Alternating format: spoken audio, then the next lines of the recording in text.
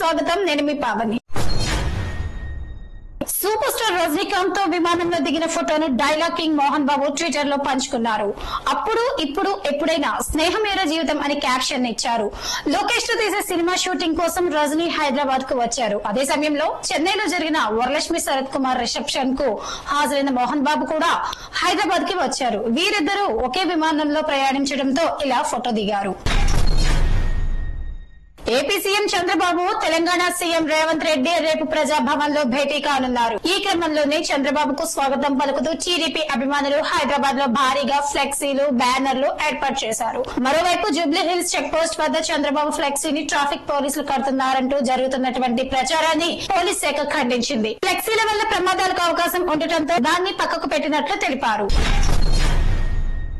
Credit card పేరుతో జరిగే మోసాల పట్ల ప్రజలు అప్రమత్తంగా ఉండాలని తెలంగాణ పోలీసులు సూచిస్తున్నారు. అప్లై చేయకుండా క్రెడిట్ కార్డు మంజూరు అయినట్లు, ఆ కార్డుతో చెల్లింపులు జరిగినట్లు సైబర్ నేరగాళ్లు ప్రజలను సంప్రదిస్తున్నారని తెలిపారు. వెంటనే డబ్బు చెల్లించకపోతే అరెస్ట్ అవుతారని బెదిరించి డబ్బులను కాజేస్తున్నారని పేర్కొన్నారు. తాజాగా హైదరాబాద్ లో ఓ మహిళా ఉద్యోగి ఇలాగే మోసపోయారని ట్వీట్ చేశారు.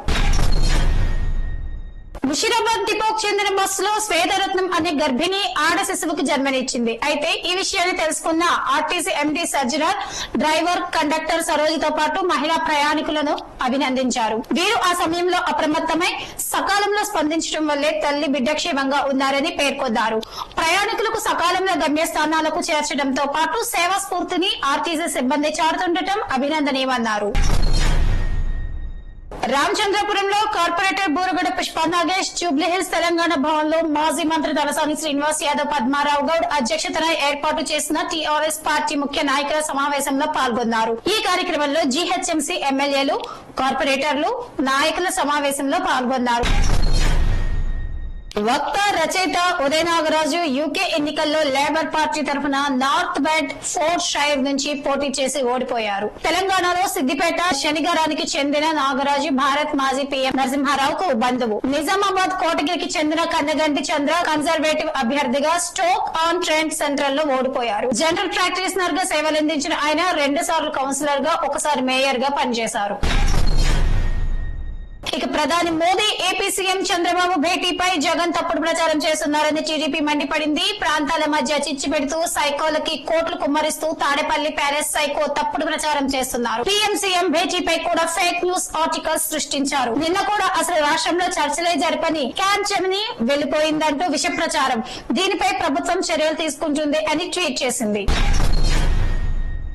తెలంగాణ ప్రజల్లో చైతన్యం నింపడంలో కవులు, రచయితలు ముందుండాలని మాజీ సీఎం కేసీఆర్ అన్నారు. MLA Goranti Venkanna Erravelli farm house లో కేసీఆర్ తో భేటీ అయ్యారు. తెలంగాణకు న్యాయంగా దక్కాల్సిన నీటి జలాల వాటాను సాధించుకోవడంలో ఉమ్మడి రాష్ట్రంలో నాటి ఆంధ్ర నాయకత్వ స్వార్థంతో పాటు తెలంగాణ నాయకత్వం అనుసరించిన నిర్లక్ష్య ధోరణి, సోయలేనితనం ప్రధాన కారణాలన్నారు.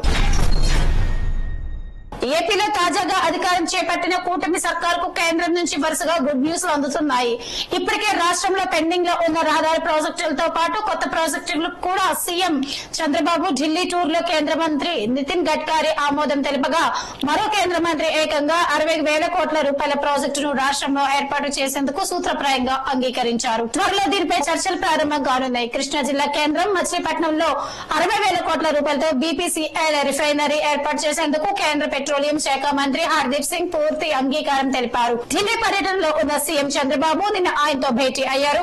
ఈ సందర్భంగా రాష్ట్రంలో సుదీర్ఘ తీర ప్రాంతం ఉన్న నేపథ్యంలో దీన్ని సద్వినియోగం చేసుకుంటూ పలు ప్రాజెక్టులు చేపట్టే అవకాశం ఉందని చంద్రబాబు ఆయన దృష్టికి తీసుకువచ్చారు. దీనికి కేంద్ర మంత్రి కూడా ఏకీభవించారు. గ్రూప్ 1 మెయిన్స్ కు 1.100 నిష్పత్తి పాటించాలని జాబ్ క్యాలెండర్, అదేవిధంగా గ్రూప్ పోస్టుల సంఖ్య పెంపు, జీవో 46 రద్దు, టీఎస్సీని 3 నెలలుగా పాటు వాయిదా వేయాలనే అంశాలపై నిరుద్యోగులు ఆందోళనకు దిగారు. ఈ మేరకు శుక్రవారం హైదరాబాద్ లోని టీజీపీఎస్పీ కార్యాలయం ముట్టడికి విద్యార్థి సంఘాలు పిలుపునివ్వడంతో అక్కడ టెన్షన్ వాతావరణం నెలకొంది. ఈ క్రమంలోనే 30 లక్షల మందితో నిరుద్యోగుల మార్చ్ చేపడతామని తెలంగాణ నిరుద్యోగ జేఏసీ వెల్లడించింది. అయితే ఆ మార్చ్ నిర్వీర్యం చేసేందుకు పోలీసులు రాష్ట్ర వ్యాప్తంగా ఎక్కడికక్కడ చెక్ పోస్టులు ఏర్పాటు చేసి వాహనాల తనిఖీ చేపడుతున్నారు. జిల్లాల నుంచి నిరుద్యోగులు హైదరాబాద్ కు రాకుండా అదుపులోకి తీసుకున్నారు. ఇక టీజీపీ ఎస్పీ కార్యాలయం ఎదుట బీఆర్ఎస్ అనుబంధ విద్యార్థి సంఘ నాయకులు చేపట్టిన ఆందోళన అరెస్ట్ కు దారితీసింది. రహదారిపై బైఠాయించి నేతలను పోలీసులు చెదరగొట్టారు. అనంతరం బీఆర్ఎస్ నేత గెల్లు శ్రీనివాస్ తో సహా ఆందోళనకారులను నిలువరించి అరెస్ట్ చేసి సమీప పోలీస్ స్టేషన్ కు తరలించారు. ఇది వాళ్ళ టాప్ 10 బులెటిన్ న్యూస్. మరొక టాప్ 10 బులెటిన్ న్యూస్ లో మళ్ళీ కలుద్దాం.